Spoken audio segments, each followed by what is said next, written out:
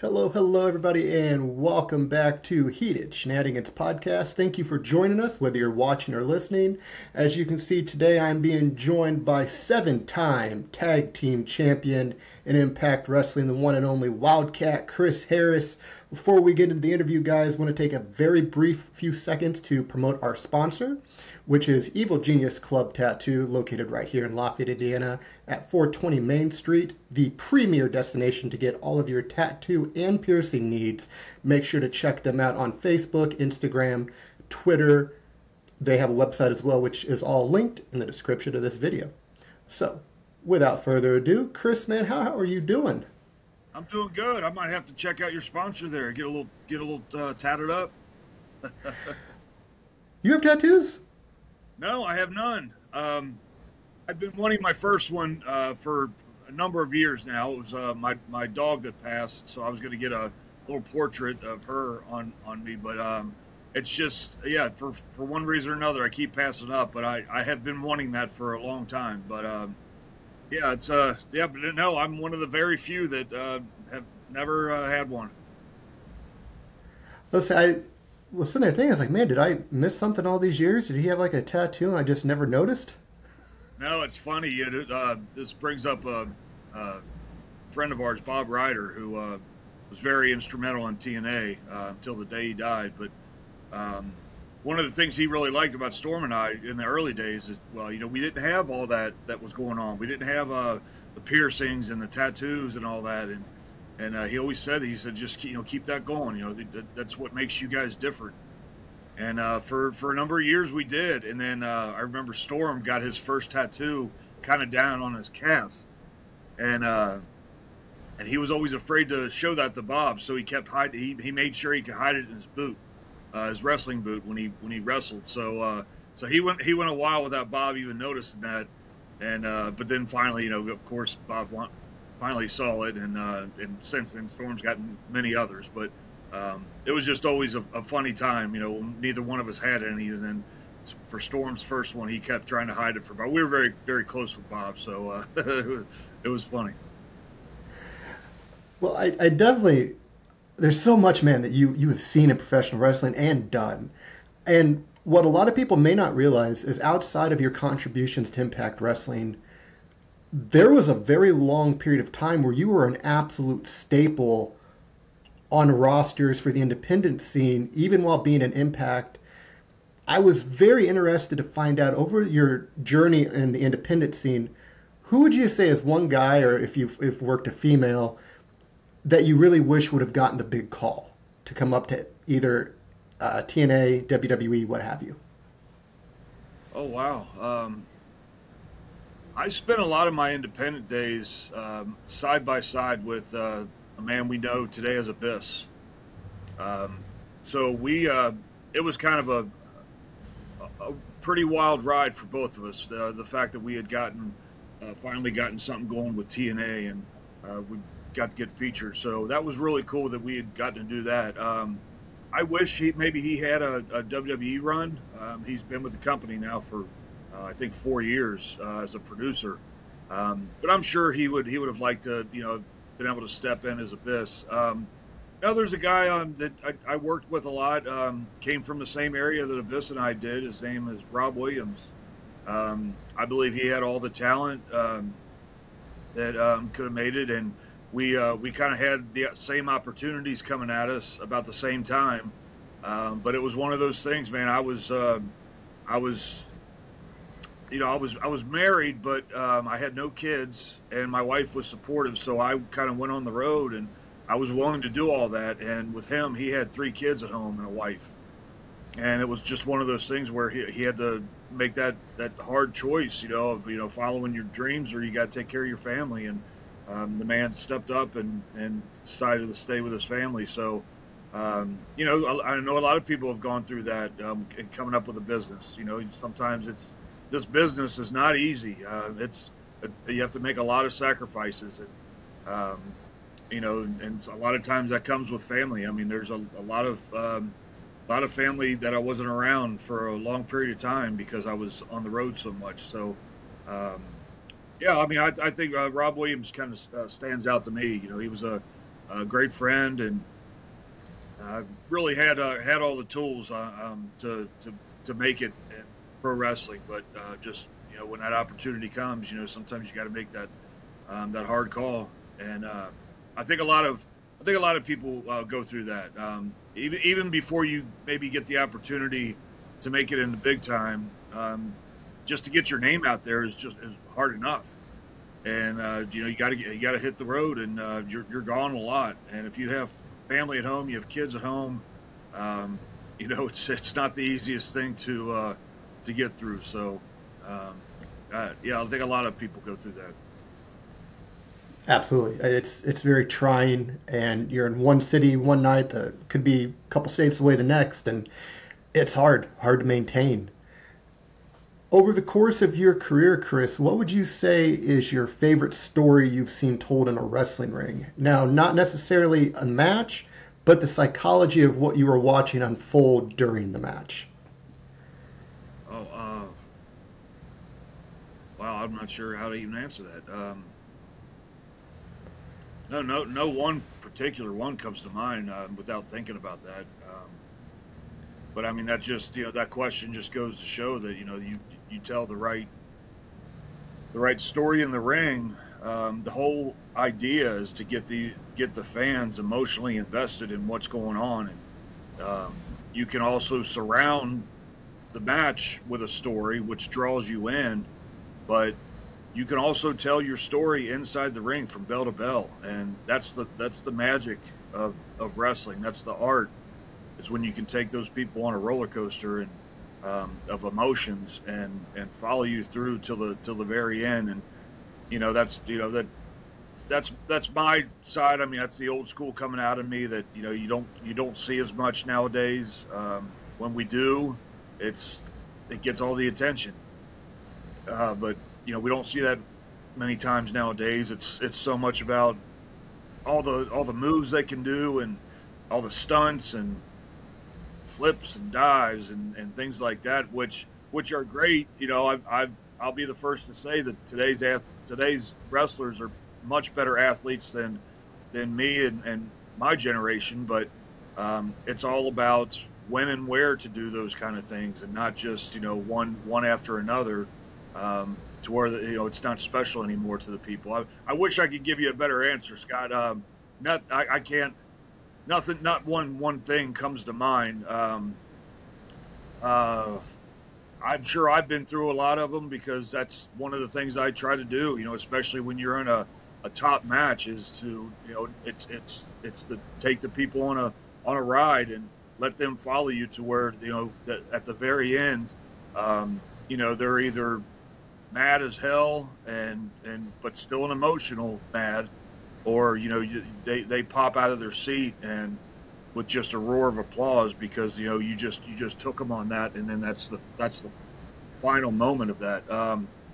Just want to throw at you, I don't know why this popped in my mind, but Hogan and Rock, when they did their WrestleMania match, what a ride they took people on. And the story goes, they made a lot of changes during that match, and that just shows you the two pros we're dealing with that are able to do something like that.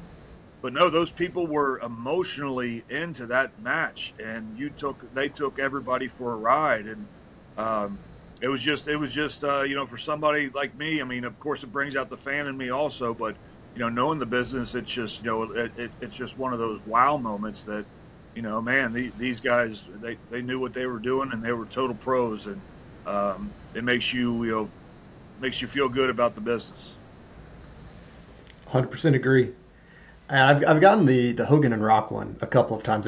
I think that's been the leading answer so far. Maybe that's why that was my go-to. It just kind of popped in my head, but there's many others out there. Oh, yeah, there's tons, and it's not always just limited to WWE either, or AEW. Like, right. There's endless matches out there if you take time and hunt them down. Over the course of your career, Chris, what would you say is one lesson that you learned that you didn't expect to learn, and how did it change your career afterwards? Man, you put some thought into these questions, man. Oh, wow. Well, I mean, I was always, the majority of my career was I was known as the tag team guy. I spent many years in singles, but that was the opportunity that was given me, and so we kind of ran with it. And so when Storm and I started in the tag team, we didn't necessarily have, I would say, the experience in tag team wrestling that a lot of people may have thought we would have had, because it clicked so fast. But we went back and looked at the tag teams that we grew up with, whether it's the 80s and the early 90s, and it was the old school wrestling and the tag team match. And I've always said this, you can get a double ride with tag teams, because you got twice as many guys out there to work with and to capture that emotion. So, we watched a lot of that and kind of applied what we saw, what we were taught about tag team wrestling, and then we kind of developed that and developed our own style. So after many years and getting all the credit and the titles, and we were we like to consider ourselves one of the best tag teams out there. When let's see, I guess it was probably 06, maybe 05, late 05, 06, when Team 3D, the Dudley Boys, came in. When they put us together, of course we were happy to have somebody like that with us, and but I guess in a certain way, you kind of think your style. And of course, when you work with somebody that's been on that larger level, you kind of mix your styles. And there was so much that I learned from those guys that I thought to myself, how did I not know this kind of stuff? And there were certain things, especially Bully Ray, he would point out about tag team wrestling, and I'd give him my version, and he would tell me, no, that doesn't make sense to do it like that. Here's why. And I would listen to him, and I would thought to myself, you know what, that makes sense. And not necessarily anything particular, but just it was just that was kind of a learning experience for us. By that time we had done a lot, Storm and I, in the tag team division, and we were kind of calling the shots, with teams that we were working with. But when we got in there with Team 3D, it was, we of course opened our ears and listened, and we learned so much from those guys of, a different, not necessarily a different style, but just applying certain things. Like one example, I think, and I don't want to say we were reckless with this, but Storm and I guess, once the action starts to pick up towards the end of the match, you got to, well, hell, we see it so much nowadays, especially AEW, just, guys in and out. There's not really a lot of tags, just complete action, and until the end of the match. And as long as we were taking people on that ride, and we got that huge reaction at the end, we thought we were doing something good, and we were. But there was something very simple when Bully Ray pointed out to me something about, well, which guy's legal? That guy's the one that we have to make sure that the two guys that are in for the end of the match are the legal guys. And I remember thinking, and I may have even been dumb enough to say this, but hopefully I didn't. But I was kind of thinking, it doesn't matter that people aren't paying that much attention anyway. And Bully was like, yes, it does matter. We need the legal guys in there for this thing. And the more I thought about that, and again, it maybe a lot of people overlook that now, but it really is so important. I mean, those little things matter. Because another thing, we're taking the referee's ability to have control of this match out the window, and the referee needs to make sure there's legal guys. So to give him credibility, we have to make sure we're doing our job as well. So, after 4 or 5 years of doing it and doing it our way, that was pointed out to me, and I just kind of thought to myself, and it made me look at myself like, what a dumbass I was for not knowing something like that. And so I really appreciated things like that, and that has stuck with me all these years. It has stuck with me because I remember thinking, whether it's I hope it wasn't cockiness, but just thinking, our style was working, and that's what we were doing. And then you get a very credible tag team like the Dudley Boys coming in, when them along with Hardy's, Edge and Christian, they, tag team wrestling was kind of lost for a while, and they were the ones that brought it back to the forefront. And so why wouldn't we listen to those guys? And they certainly made a lot of sense. I loved working with Bully Ray and Devon. Learned a lot from those guys, and it just made our tag team even better. And while we only stayed for another few years together, that's still something that is in my head, and I kind of coach the guys and learn from that, because that makes so much sense. And that's why I sit in front of my TV, when I'm watching the wrestling shows, and I'm thinking to myself, that's not how you do it. And I just get really critical with it, but that's just how I am nowadays. But yeah, I mean, a lot of lessons along the way, man, that, you just, that's why I try to tell the kids now, you have to be willing to learn. You have to be willing to know that your way is not always the right way. And you have to be willing to learn and change it up a little bit. So, I mean, that incredibly well said. And I mean, in wrestling, like there's really no one way to do anything. There's might be a lot of better ways and some really bad ways, but it's finding that right path for the individual throughout the course of their career. I was wondering, and this was, I'm sorry. That's very true. I always tell everybody, even though when I'm coaching them, there's an exception to every rule, because there's really no right way. Everybody does a way different. It's just a matter of getting your own path right and doing it your way. But we still have to keep the context of professional wrestling involved with it too. So I'm sorry about that. Oh, no need to apologize. Back when Gail Kim got paired with America's Most Wanted, at first I thought that was a really unique pairing considering Gail's style, and she didn't really fit the theme of what you guys were doing. Whose call was that to put Gail Kim with you guys, and how do you guys feel looking back that turned out? Looking back, it couldn't have been any better. At the time, so things were really different.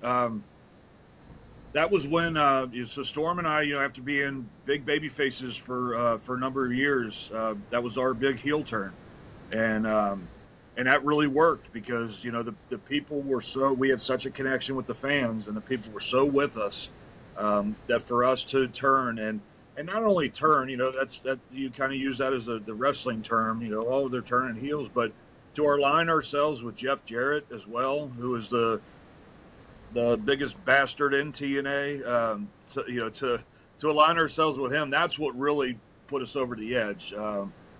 And then I just felt like, that pairing with Jeff was so good for us, and I think it even kind of helped him a little bit too. I mean, he was getting a lot of heat, but almost like to brainwash us to come to him. And then, so I guess it had to be. I'll go right to Jeff. I would say it had to be his idea. So it was a great acquisition to get Gail. I to this day, I say that she's probably the best talented female wrestler that I know of out there. I wish she could have even done more, but her career speaks for itself. She is, I'm so blessed to have her as a friend and have her been able to work with her so much. But I don't think we were ever against it. I think that it was just something different. Like, wow, we're going to have somebody with us. It's been just Storm and I for all this long, and now that we're going to be, we're bad guys. We got to change up a few things, and to have Gail with us, I just kind of looked at it like, well, that just makes it even better. When a heel can have somebody at ringside, wow, you can have so much more fun with that. And I know wrestling was always in Gail's heart, and I'm sure that was what her goal was over there in TNA when she first came over. However, we weren't real big on the women's division. Of course, we've had women throughout the years, but we didn't have a championship, and they just weren't a feature on the show. So I think she kind of took it as, okay, and as a pro would. Okay, this is what I got right now. I'm going to make this work, and we'll work towards the future, which is exactly what she did. And she became the first TNA women's champion. But at that time, she worked with us, and I loved it. I loved that pairing. I really liked the four of us, including Jeff. I loved us all being together. It just really clicked. It fit, and the people hated us, which is what that's the goal. But yeah, she was out there for us. She was there for every single spot that she had to be there for. We could always count on her. She knew the business. She was a wrestler, so she knew when and where she had to be there for something and how to make it work. She showed the emotion. It was very important for everything that she did. And I mean, I can remember, a lot of times if you're a valet or a manager, a lot of times you see them come up to the match during the day and be like, okay, what's my spot? They get their spot, and that's all they need. Gail and I, not only would she listen in sometimes, but her and I would go and sit in the stands, and I would just go over the match with her just because she liked to understand the psychology and what was going on throughout that match, and not only her spot, but why she was fitting in right there and why that made sense and why she needed to be here while this was going on. It really fit. I love that that she had that passion so much, and I love the way she fit with us, and it was just a great pairing. And eventually she, of course she found her way, and she became, I mean, wow, the people love her. She definitely deserves everything that she ever had. She was great as our valet manager, and she's an even better wrestler, better person. She's a great person. I love that she, her passion still. I see a lot of what I have in her because I've seen her in Impact, and I've seen her the way she's coaching the girls and anybody for that matter, even the guys. But yeah, I love that she's still involved, and I'm glad that Impact has her. 100%. Speaking of Impact, I was wondering, what do you think? What are your thoughts on the current incarnation of Impact in comparison to when you were in Impact Wrestling? Well, I definitely wish they had more eyes on them today. It's a fantastic product. I actually think it is moving in the right direction. I feel like each week or each month, with each big show or a new acquisition that they get, the Trinity was just came in not too long ago. I just feel like they're at least moving in the right direction. But yeah, there's so many people that I think that, a lot of wrestling fans have said they would watch it. They just can't find it, or they don't have that channel, Access TV. So it's definitely very different. Of course, I mean, everything has changed. I mean, different management, different owners, things like that. So, but I do feel like they're under a good leadership, with Scott DeMore. He's been there since the beginning. I've known Scott for all these years, and I really think, having somebody with his passion in there, I think is a good leader to have, and he has surrounded himself with good people, good leaders. So they definitely have the talent. They have the right coaches that are getting them there. They have really good writers. And the talent, I can't speak enough for the talent. I mean, if the talent had a bigger stage, I mean, we would see them shine. So they're not really missing a whole lot, just missing the viewership. And and that's I don't want to speak too much on the details because I don't know the details. But the fact that they are owned by Anthem, and Anthem is the owner of Access TV as well, so they have a kind of an end for a TV deal with Access. So it's kind of a beautiful thing that they have that kind of a structure to have a TV deal with Anthem. The only problem is, if you're owned by Anthem, how are you supposed to go try to find a better TV deal when that's your company? So it's you're it's kind of a battle there. So so I'm not sure what the future holds, but I definitely think they're moving in the right direction. There are times maybe if I catch a an old match, whether it's my day or even after I left. The crowds were still there even for a few years after I left, and just seeing them, seeing TNA in these big arenas with all these people. I just would love to get back to that and be it on Spike TV. I mean, it just couldn't. It was a perfect. And we had our Thursday night time slot. It was really good, and I would love to see them get back to that. I think it's such a wonderful thing that 21 years now, the company is still around, and nobody gave us credit that we would be around even just a couple years. So. Um, I think a lot of people they may laugh at Impact. I've heard that before, where it's like, well, nobody even watches that show. It's still around, it's still alive. So yeah, there've been struggles along the way, but that's how it works.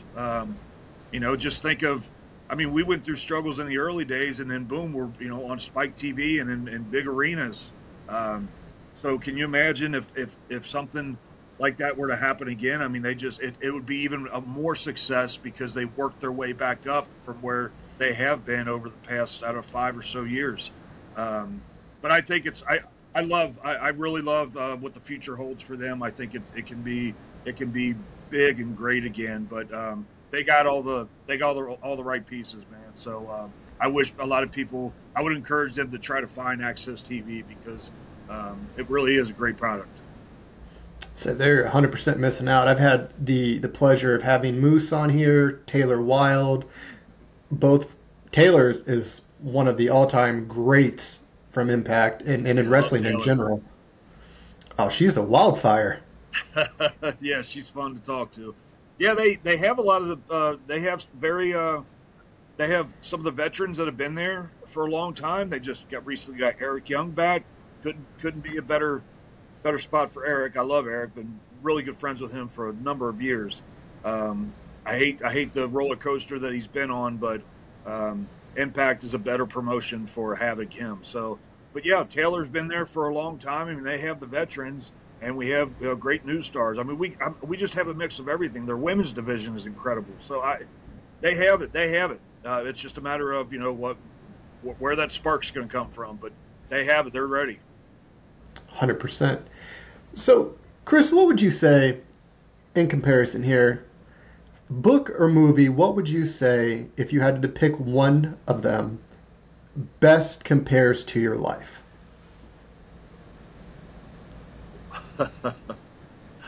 I would love to see it in a movie form. Of course, I think that'd be the first answer. I'm not much into books as much as I used to be, but the book can obviously give you a lot more details about and explanations about one's life than a movie could. But no, I've always I don't know. Maybe it's almost like fantasy booking. I fantasy book myself in a documentary. What my journey would be like, and it's funny you bring that up because for a few years now, I mean, it's been a few years. I've had some people encouraging me to write a book, and of course, my first thing, the first year or when it's even brought to my attention, I'm like, I because I think of the books that have been written, Mick Foley and um, I mean, got a number of them, Hogan's written a book, Flair's written a book. I mean, all these big names. I'm like, nobody is going to care about my story. What it's just a generic story, um, but I've been very encouraged with that, and of course, once they get that ego going, they're like, people would love to hear your story and build you up, and it's like, yeah, yeah, that would work. Yeah, so I don't know. I have to say it has been on my mind to write something like that, and my memory isn't the best after my brain being bashed around a lot, so I'd have to rely on others. But it is something that's in the thought process. Um, I just think I do have an interesting journey, and um, a lot of the ins and outs that people don't know about, I think they may be interested in to see how that works. And there's been a lot of times I've been on podcasts such as this that I've explained certain things, and people have kind of been taken back, like, well, I didn't know all that. And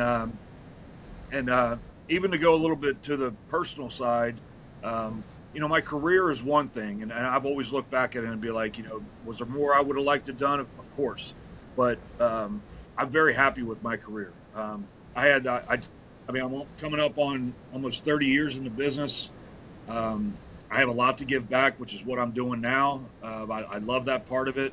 But I had a good run I had a good full-time run for about 10 years, making good money. And that doesn't always happen in pro athletics. Sometimes, you're lucky if you can get a 20-year career out of it, but I had a good 10 years. So I was happy about it. And I'd love to be able to share my story, but what I was saying, getting to the personal side, they're on me even more now because of my sobriety journey and where that's kind of come. And a lot of people, those that have told me, about my journey with wrestling, how I have so much to release about how that journey was. It's almost kind of like a full circle kind of thing. Like, not only am I happy on the other end with my career, but the fact that in the past couple of years, sobriety has been such a big part of my journey, and to be able to tell that story as well is kind of like a bonus for them, to where they're like, now you have to write it. So, yeah, it's kind of interesting that you brought that up. Yeah, I'd love to see a movie played out about me. That'd be really cool. That would never happen, but the book, you never know. I mean, there's a possibility that may happen. How many years sober have you been, Chris? I'm 21 months, so about a year and a half. I'm going on 2 years, so still early as far as it goes with the sobriety journey. But because I've met plenty that have hit 30 years, so I'm still very early. But just the struggles that I've been through, I think a lot of people can relate, and sometimes that's the best part of a story, is if you can relate to them. So yeah, I may tell my story someday. Oh, absolutely, Chris, and congratulations on the 21 months. And look, I know it's not easy. I have some family members that suffer from addiction as well, and every day is a struggle. And getting through each day is a victory, and getting to that next one and building and building. And I wish you the absolute most success with this, Chris. I am so happy that you have been clean for 21 months. Thank you, man. That means a lot. Yeah, it is. It's a struggle every day, but we all rely on each other, and just to try to get through that next day. That's what they say in our group, is just one day at a time. And that's all you can do, because if you start looking ahead and you start building it up, no, just take it. We're here on this planet for such a short period of time. Enjoy it. Take your time with it. And man, like, if you'd have told me a couple years ago I'd have had this podcast, this platform to speak with stars such as yourself and others, I would have called you insane. But here we are. We finally cracked 1,000 subscribers, and we're going strong, and it starts one day at a time. Quite an accomplishment, man. Congratulations. I appreciate that, Chris. Before we go and wrap everything up, though, Chris, do you have anything coming up, any appearances or social media that you want to get plugged out there? I'll throw my social media out there. I'm on Facebook, but my Twitter is at AMW Wildcat. That's probably the best way to reach me. My Instagram at AMW Wildcat Chris Harris. I just love getting out there. I still do appearances all the time. I can do podcasts if you want to get a hold of me for anything like that. I steer clear of the wrestling matches, but there's still a lot of groups out there that like to book me just for appearances. Sometimes Storm and I will do it together, and I'll push him into the ring, and I'll just be in his corner. So that's kind of how that works. A lot of people want the AMW together, and we can make that happen, just not as a tag team. So, but yeah, I know conventions are really big nowadays. I love those. I love going to conventions and getting to sign and take pictures and not get hurt. Don't have to take any bumps. So that's always fun. And some of the best things about the conventions or any appearances is you get to reconnect with some of your old buddies. That's one of the best parts, because we go so many years where we don't get to see anybody, and And all of a sudden, you get to run into somebody and catch up. And I know you and I got to meet because we were there that we saw Jimmy Hart. Jimmy Yep. Hart's been one of my favorites for a number of years. I love Jimmy, and so every time I get to see him at any one of these signings, it's just a blessing.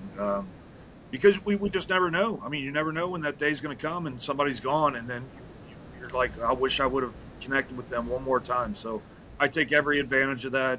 I know obviously you love Jimmy too, and you work with him, so that's always fun. But yeah, so I do a lot of my um, I spend a lot of time with the promotion that I started with, helping them out, and I do a lot of coaching, the training I do, but I also help run the organization. It's the Northern Wrestling Federation. It's out of Cincinnati, Ohio. We do shows we do events every week, every weekend, and so there's always something going on. And we have a lot. We actually have our biggest event of the year coming up August 19th. We're calling it the Summer Sizzler, and that's like our WrestleMania. So we got a lot of things coming up for that, and some great matches for that. But please check out nwfwrestling.com if you're ever interested in checking us out and following what's going on with that. And of course, if you're in the area, please check us out. But yeah, but as far as mine goes, man, I love getting out there for appearances, and I may not get as many bookings because I don't wrestle as much anymore, but sometimes that could still be fun. I mean, I sometimes I'll get out there, I'll be in the corner of um, somebody. I think the event I saw you at, I had one of the guys I coach that I had him wrestle, and I was in his corner. I've been guest enforcer before as a referee, so just anything to have fun. I mean, I just love getting out there and still seeing the fans. And while it's been a long time since I've been featured, it's still great to have the fans come up and remember my time and my matches. And we would just kind of like to catch up and just revisit some of the older times. And it's crazy sometimes when I have kids coming up and they're watching my matches, and I'm thinking, you weren't even born when I was wrestling. So it's a lot of fun, man. So I appreciate you giving me the platform to plug that. So that's great. I thank you so much. Oh, you're welcome. And the door is open anytime, Chris, for you to be on this podcast. It has been a true pleasure to speak with you. Anytime, man. I'd love to come back. Maybe we can do it again. Another part two. A few months or a year, whatever it takes. Love to come back on here with you, Scott. Absolutely. All right, guys. Well, that'll do it for this episode of Heated Shenanigans Podcast.